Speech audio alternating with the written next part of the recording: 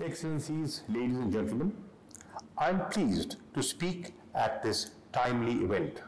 Today, 75% of the land surface is significantly altered. 66% of the ocean area is experiencing increasing cumulative impacts. Over 85% of wetlands have been lost.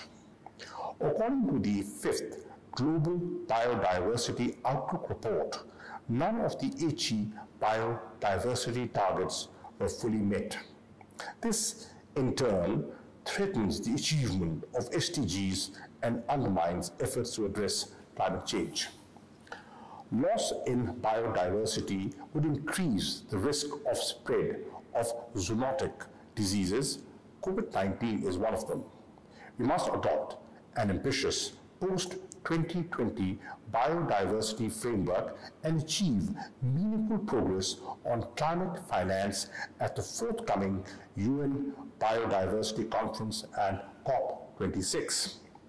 Our country has embarked upon a journey of restoring our ecosystem through nature-based solutions. We are aiming to plant 10 billion trees.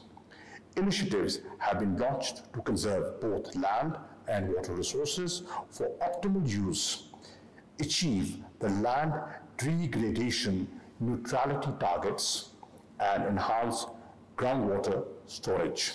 Excellencies, let us demonstrate leadership and commitment to improve our relationship with nature and place it at the center of the fight against climate change, including by repurposing and aligning public and private financial flows towards that end. I thank you.